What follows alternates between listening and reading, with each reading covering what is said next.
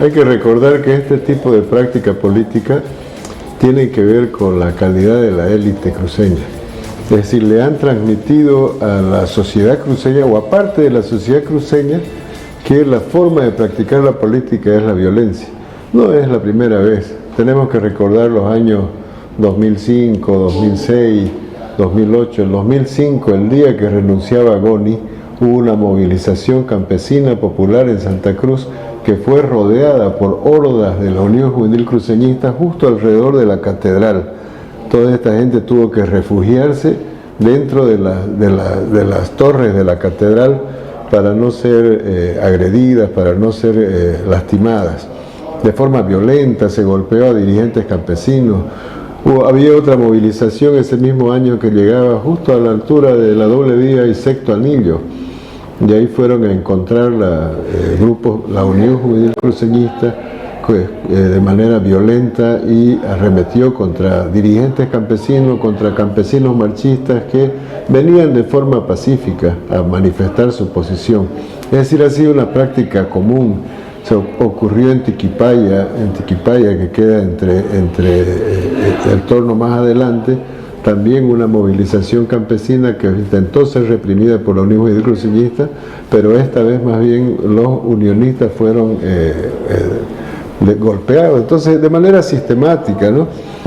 Durante todo el proceso 2006-2008, la marca principal de la acción política en Santa Cruz fue la violencia, y la punta de lanza de esa violencia fue la Unión Juvenil Cruceñista.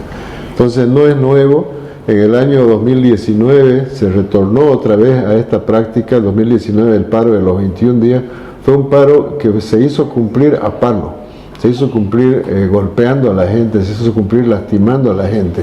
En el 2021 o el 2022, el paro de los 36 días que se tuvo en Santa Cruz, 36 días que la gente no podía trabajar, en el transporte, los niños no podían ir a la escuela, la gente no podía ir a hacerse una cirugía, tenía que parir en su casa, la mujer que ya estaba en condiciones de parto. 36 días, murió gente en ese momento agredida por estos grupos violentos, y ahora otra vez está rebrotando esto, ¿no? Está rebrotando esta violencia. Tiene que ver con la práctica en Santa Cruz, tiene que ver con la calidad de sus liderazgos. Ver a Camacho, que ha hecho de la violencia su modus operandi de acción política, verlo a Branco Marinkovic, porque cuando uno ve estas escenas se recuerda el año 2006, 2007, 2008, cuando los campesinos, los sectores populares no podían pasar por la plaza, la gente los corría a chicotazos. Estos grupos violentos los corrían. ¿Quién era presidente del Comité Cívico en ese tiempo? Branco Marinkovic. El año 2001, el año 2019, Camacho, presidente cívico, convirtió a Santa Cruz en un campo de concentración prácticamente, con su grupo violento atacando a la gente. Entonces, se ha insuflado en la práctica política de muchos actores políticos cruceños que las cosas se resuelven a puñetes, a chicotazos. Hoy se ha dado una conferencia de prensa expresando una posición política por parte de la dirigencia de la organización política Evo Pueblo, y resulta que estos señores se creen dueños de Santa Cruz para definir quién va o quién no va a la plaza a dar una conferencia de prensa, quién habla y quién no habla. ¿Con qué autoridad? ¿Con qué autoridad? ¿Con qué moral? ¿Con qué argumentos se puede prohibir a alguien que hable o que no hable en Santa Cruz? Santa Cruz es un lugar absolutamente diverso, donde se tienen diferentes opiniones, diferentes visiones sobre la realidad, y todas tienen el derecho a expresarse. Uno puede no estar de acuerdo con alguien, pero no puede estar de acuerdo en que a ese alguien se le prohíba hablar. La gente tiene derecho a hablar. Eso es lo que ha ocurrido ahora. Lastimosamente volvemos a repetir los periodos o los ciclos de alta violencia que han caracterizado a la política en Santa Cruz en los últimos 20 años. Es decir que los registros que tiene Santa Cruz con respecto a la ideología política ante sus hechos, a la actualidad no ha cambiado nada. No ha cambiado nada, porque no ha cambiado la calidad de la élite política. La élite política cruceña no es democrática. La élite política tiene su origen político, su esencia política es fascista, es autoritaria. No se olvide usted que aquí la Falange tuvo aquí una fuerte presencia política en Santa Cruz. La Falange era franquista, la Falange era fascista española, por eso se llamaba la Falange, ¿no? Era la Falange boliviana. para emular al dictador español Franco. De la falange surge el ADN. Todos los dirigentes falangistas que dieron el golpe junto con Banzer en el 71, durante los 7 años se hicieron banceristas y el 79 lo instaron a Banzer a que deje la falange y funde un nuevo partido. Ese partido se llamó Acción Democrática Nacionalista. ¿Dónde surge Acción Democrática Nacionalista? De un dictador, de un golpista que había asesinado a gente en campos de concentración, de un golpista que había tomado el poder violentamente. Entonces esa es la esencia. Durante los diferentes ciclos que ha vivido Bolivia de transformación, normalmente en Santa Cruz se ha concentrado los sectores más conservadores del pensamiento, y hoy se vuelve a demostrar esto porque mire usted el discurso de Camacho el sábado en el Encuentro Nacional. O sea, cuando todos hablaban de coparticipación, de mejorar la relación fiscal, de generar o construir mecanismos que mejoren la condición económica, Camacho solo recurría al lenguaje de la violencia. Entonces, esa es la característica. Camacho, Marinkovic, el actual gobernador, son los que caracterizan a la política cruceña. No se olvide usted que el actual gobernador fue el acompañante de Tuto en la fórmula y se le encontró ahí los tweets que nunca pudo negar ni borrar, aunque lo quisieron borrar, pero en esos tweets que decían, que todos los collas deberían estar muertos, que no debería haber colla vivo, el mejor colla era el colla muerto. Entonces, esos son los liderazgos cruceños. Mire usted la calidad. Hemos salido de un Camacho que ha hecho de la violencia su única marca política. Ahora tenemos a un racista como JP como gobernador y a Marinkovic como el vocero, supuestamente, de los sectores productivos. Pero ¿con qué vocería, no? Hablando de tragos, de prostitutas, hablando en esos lenguajes. Ahora, licenciado, mientras ocurría esta violencia y una vez Reinaldo Ezequiel se apega a los medios de comunicación y los medios también hacia él indicaba de que iba a hacer precedente con esto, iba a ir a la justicia justamente para poder denunciar, hacer su correspondiente denuncia a la PLCC. ¿Usted cree que esto va a progresar con la justicia actualmente que tenemos, con el nuevo gobierno? ¿Qué cree que va a pasar? ¿Debería actuar en derechos humanos aquí? ¿Debería estar respaldándolo a Reinaldo Ezequiel? La justicia es del poder político, del poder económico. La justicia es como la víbora.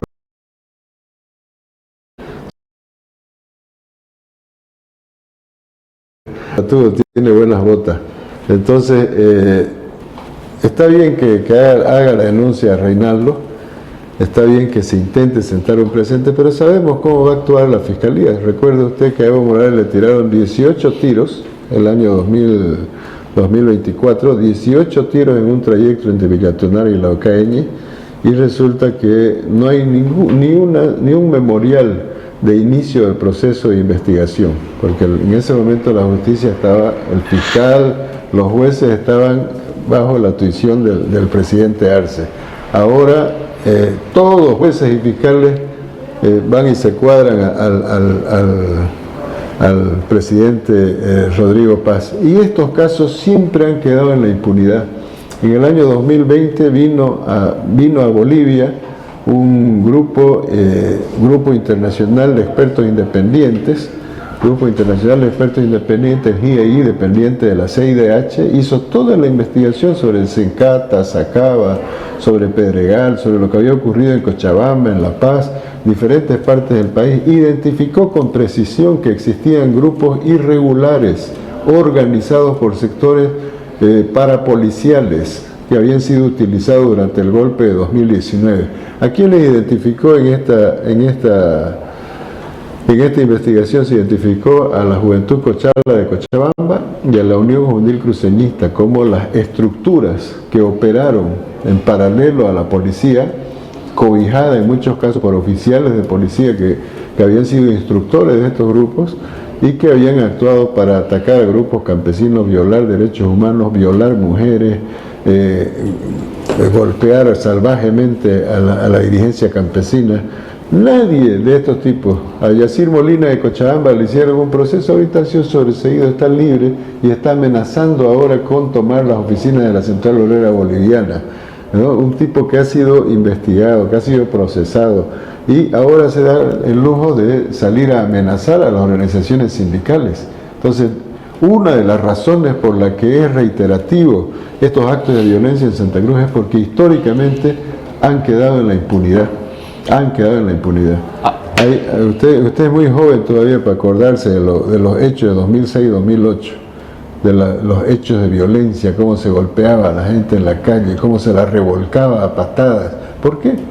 Por intentar movilizarse, por marchar en contra de la media luna. Ahora justamente yo le quiero consultar eso. De aquí para adelante, ¿cómo queda la figura en Santa Cruz? O sea que ya nadie va a poder venir a protestar, nadie va a poder decir nada con respecto al gobierno actual, que obviamente tiene una ideología, un pensamiento político diferente. ¿Cómo va a quedar Santa Cruz? Nadie va a poder decir nada si es en caso de que son de la oposición.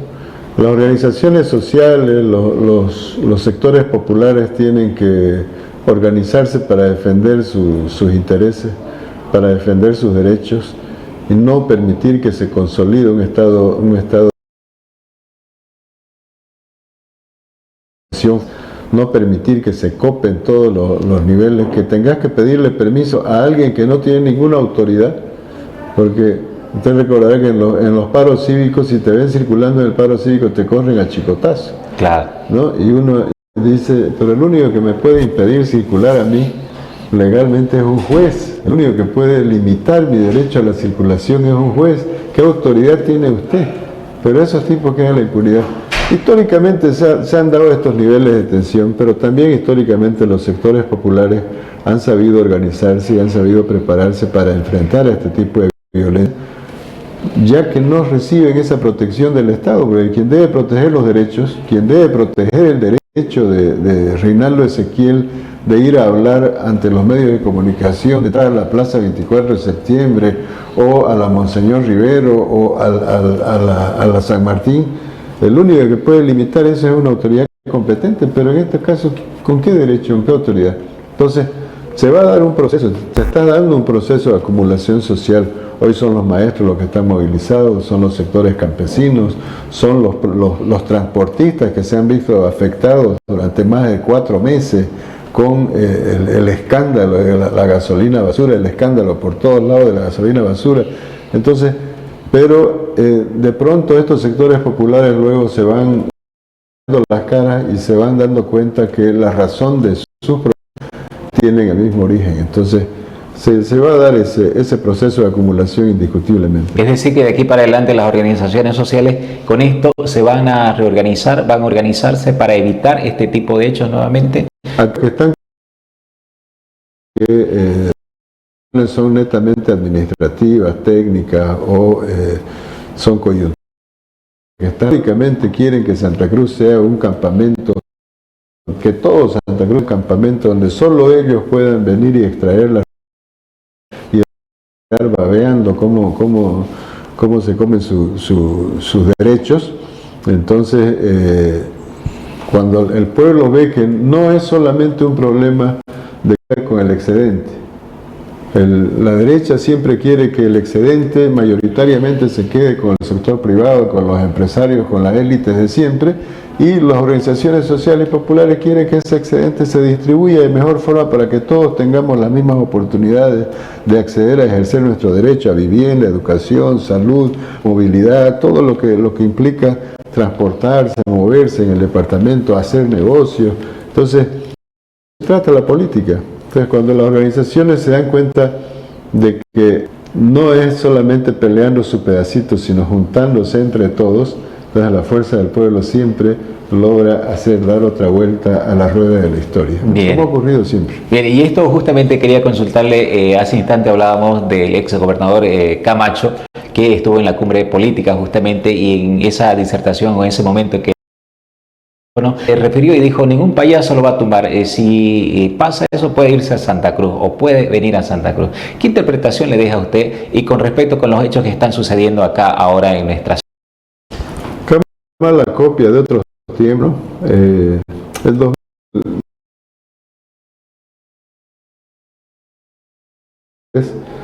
también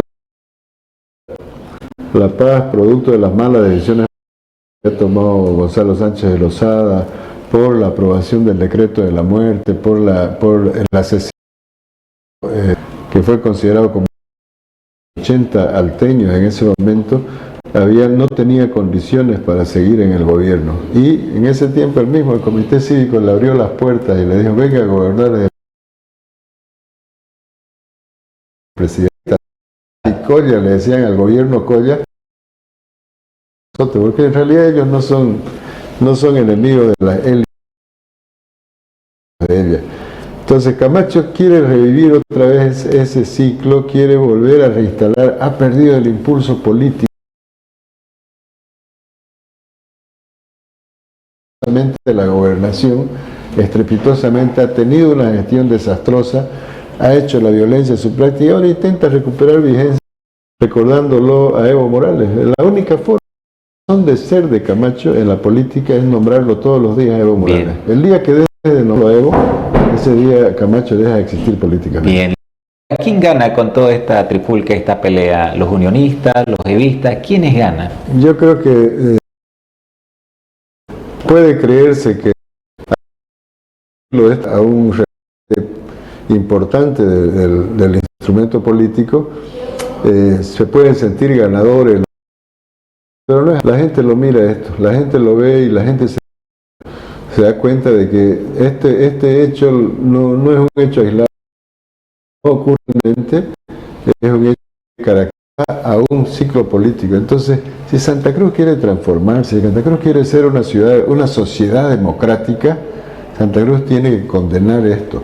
Y el que tiene que salir perdiendo es la Unión Juvenil Cruceñista, que es una entidad anacrónica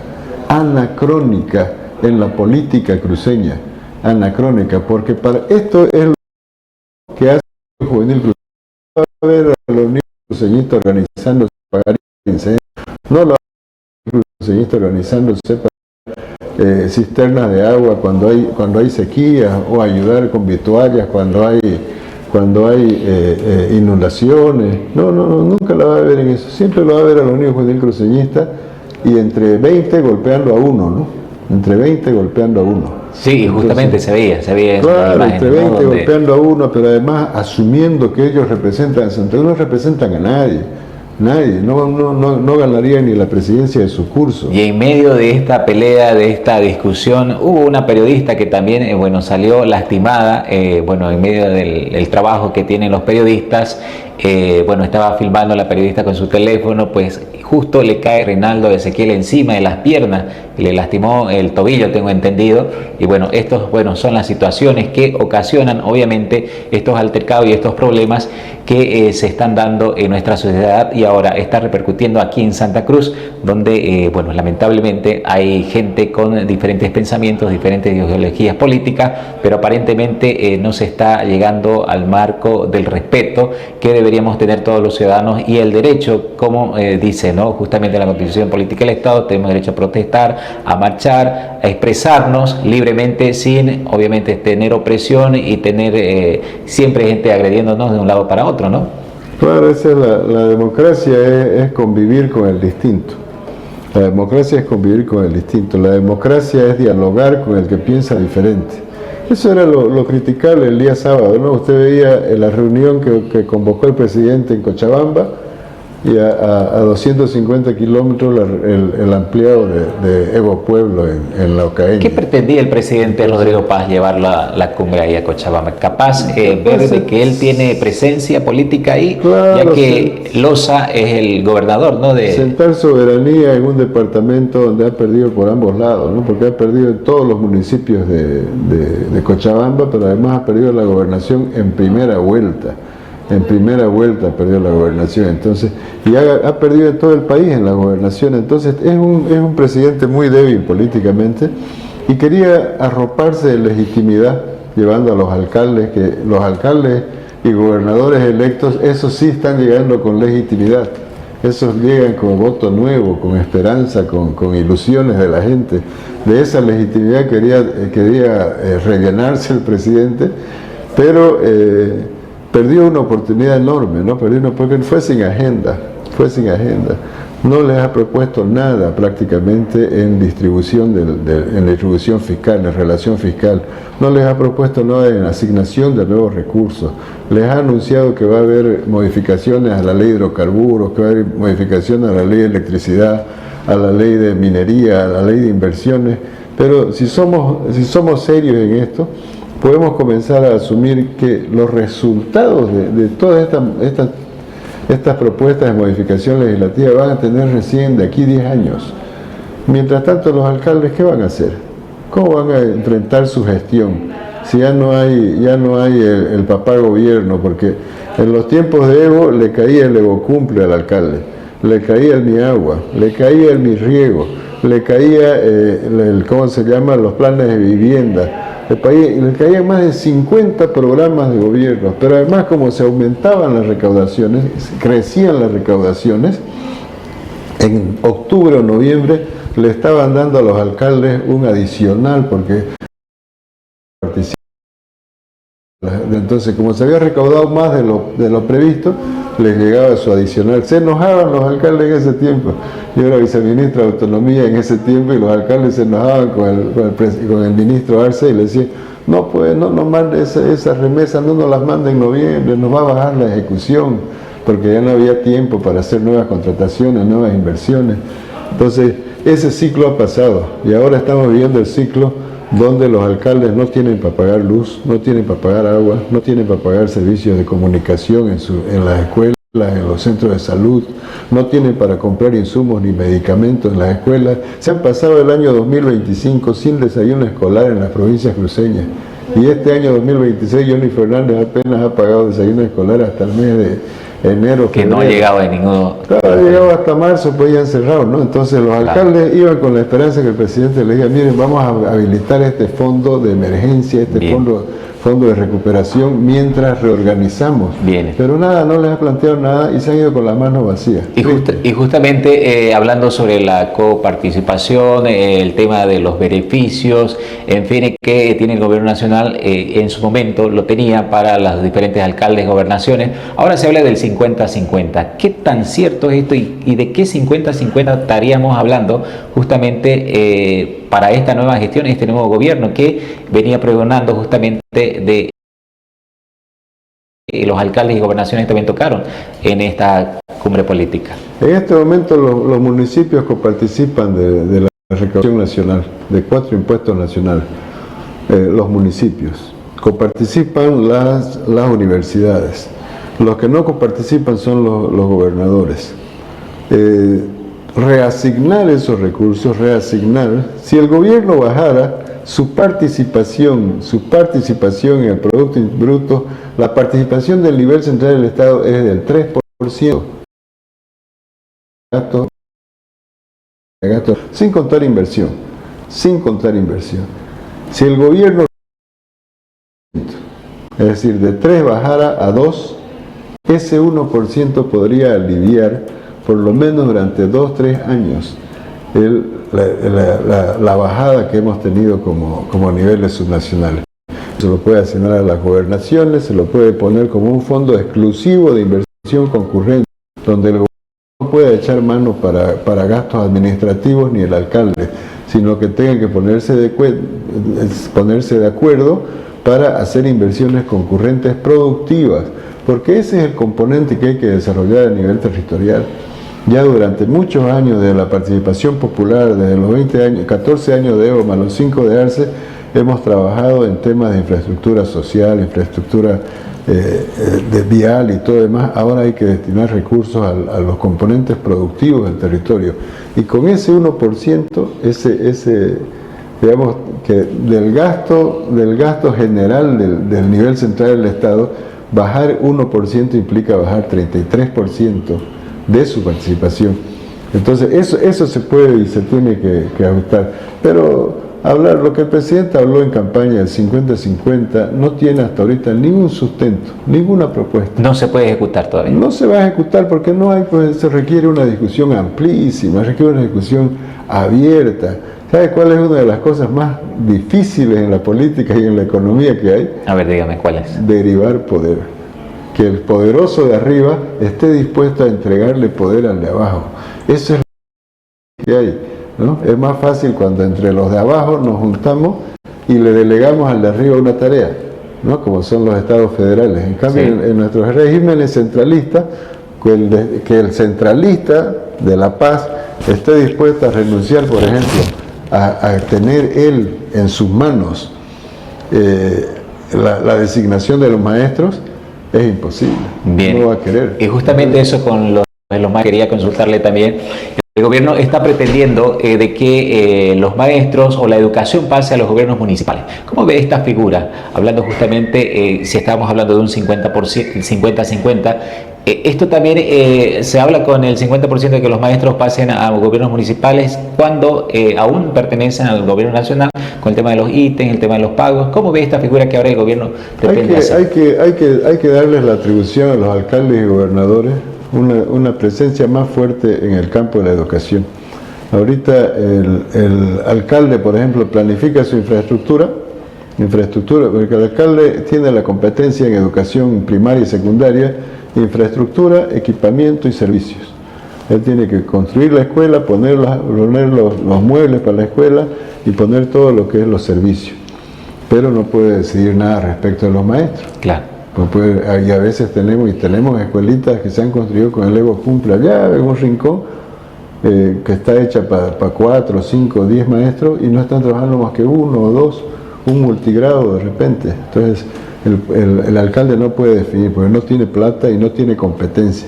Hay que discutir esta transición para que por lo menos a nivel departamental se tenga la atribución de gestionar, administrar, asignar los ítems. ¿Con qué criterio el Ministerio de Educación, por ejemplo, toma una decisión para asignar un ítem en Candelaria, en el municipio de San Matías? ¿Con qué criterio? No lo conoce el territorio, no lo gestiona. En cambio el gobernador sí, el gobernador y su equipo sí. Hay que discutir eso. Claro, los maestros se niegan a discutir este tema porque ellos sí quieren seguir teniendo un solo patrón a nivel nacional, ¿no? Que es el ministerio, el ministro de Educación es su jefe. Entonces, si ellos se parten, entonces o se le asigna la tarea a los alcaldes y gobernadores, van a tener más de 300 jefes territoriales que son los alcaldes y 9 jefes departamentales. Entonces, pero hay que discutirlo. Así como está, no ha funcionado hasta ahora, no ha dado resultados. Claro. Óptimo, ¿no? Claro, hemos avanzado muchísimo en los últimos 20 años, muchísimo. Antes usted recordará, usted ya no se acuerda, pues, pero cuando yo era chico o cuando era joven, me acuerdo que para construir una letrina en un colegio teníamos que hacer que al mes los padres de familia tenían que hacer que al mes para comprar pupitres, para construir un aula adicional, para poder construir una batería de baño o para comprar tiza, los padres de familia. Se hacían rifas para comprar una máquina de escribir para la dirección. Sí. Y después llegó Evo y les compró computadora a todos los profesores. A toditos les compró. Entonces, esas cosas, se ha avanzado mucho, pero todavía se tiene que seguir discutiendo cómo vamos perfeccionando el sistema. Y una de las discusiones que tenemos que tener es dónde queda la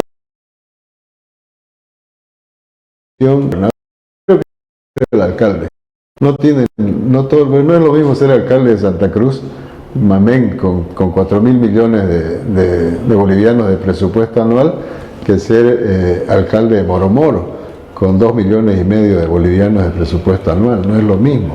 Entonces, bien, creo que la competencia, la atribución no debería quedar a nivel municipal, debería ser departamental.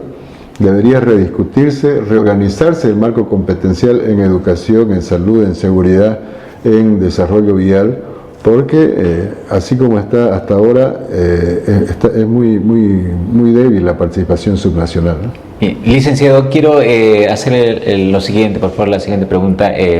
Bueno, con respecto al gobierno nacional, en conclusión, ¿qué mensaje usted le podría dar de aquí para adelante para que estos conflictos que pasan también ya a nivel nacional, que se va ampliando, no sucedan? Y dos, la sociedad que estamos al pendiente y viendo qué es lo que pasa de abajo capaz y el gobierno está arriba y bueno, no sabemos, estamos inciertos y capaz nos lleva a esta convulsión social que nos enfrentemos entre hermanos, entre vecinos con respecto a la problemática que obviamente el gobierno nacional es el responsable de darnos tranquilidad en este país. El presidente, el gobierno nacional tienen que visión de país, tienen que construir una visión de país y tienen que construirla con todos los actores, porque ellos han entrado como una gran incógnita. Hay que ser presidente. Ni en las encuestas estaba. Claro, y entonces estaba muy liviano su plan de gobierno, y una vez estando en el gobierno, no se ha rodeado de gente política con experiencia. Hay que poner gente política con experiencia. No es un capricho, como dicen algunos jóvenes, no, ya los viejos tienen que irse a su casa. No, hay que traer a una generación por lo menos de gente con experiencia, con gestión, con capacidad para administrar, para ayudarle a clarificar cuál es la visión. Porque lo que ha planteado Claure con el grupo de Harvard, eso es gobernando Bolivia, ¿no? Lo que se ha planteado el sábado es muy difuso, muy general. Hay que centrar y hay que el país dialogando con todos, no encerrándose entre nosotros nomás, entre los amigos, porque los acuerdos se hacen con el que está pues pensando distinto, no con el que piensa igual que yo. Con el que piensa igual que yo no necesito ni un acuerdo. Ese me va a seguir apoyando porque está de acuerdo conmigo. Pero hay otros que no están de acuerdo. Con esos tengo que sentarme, tener un diagnóstico compartido y tener una estrategia y una propuesta de agenda compartida igual. O sea, las agendas, las visiones del país se construyen con los que piensan distinto, no con los que están de acuerdo con nosotros solamente. Entonces, al presidente hay que decirle que está a tiempo todavía, que tiene que escuchar a la gente. No está de loca la gente en la carretera, no ha marchado la gente de Pando hasta La Paz por loca, ¿no? Sino porque realmente siente que están amenazadas su presencia en el tema agrario. Los maestros no están, hace más de 2 meses están en conflicto con la ministra de Educación, y la ministra se inventa otras federaciones para sentarse a charlar con ellas y no charla con los verdaderos. Se enojan más, pues, ¿no? Entonces los choferes, ¿cuántas veces? Ayer ha sacado el presidente de Yacimiento la 5ª versión oficial sobre el problema de la gasolina. Sí. Esta es la 5ª.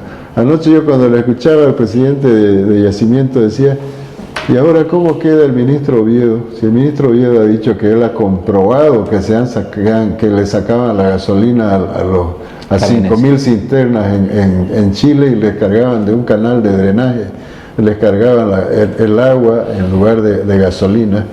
O sea, y en las conclusiones, en las 3 conclusiones que decía el presidente de Yacimiento, no aparece eso, ¿no? Entonces, hace 1 mes y medio el ministro Oviedo de Gobierno frente al país en la cara del presidente y no pasa nada. Entonces, estas cosas hay que hablarlas con la gente, hay que escuchar a la gente. Y en la sociedad cruceña no tenemos que tolerar... Bien, le falta un poco de seriedad y un poco de autocrítica al gobierno entonces. Le falta un poco de asumir críticamente que no tenían programa y construirlo de manera colectiva, tomando en cuenta a todos los actores. El país no está integrado solamente por la CAO y la CAINCO. El país es un país diverso, un país plural, diferentes visiones. Eso es lo que se intentó construir con el Estado plurinacional. No estamos solamente, no es la CAO y la CAINCO los que gobiernan. Hay que gobernar todos y para todos. Y lo otro que le hace falta ir cerrando cada tema con los sectores, porque de pronto se le abre un frente de conflicto y no logra cerrarlo. No lo cierra y se le abre el segundo frente y ya son 2. Y después se le abre un tercer frente. No está cerrando los conflictos. En los conflictos hay que encapsularlos rápidamente, encerrarlos y ponernos de acuerdo rápidamente para que que está desconforme ahora aquí, después no salga descontento a juntarse con el nuevo que está desconforme. Entonces el encapsulamiento, el cerrar, el clinch que debe haber, eso hay que aplicarlo, ¿no? Y en Santa Cruz no hay que tolerar este tipo de conducta, hay que condenarla. Y ojalá las autoridades, la policía, la fiscalía, la justicia, puedan estar a la altura del momento.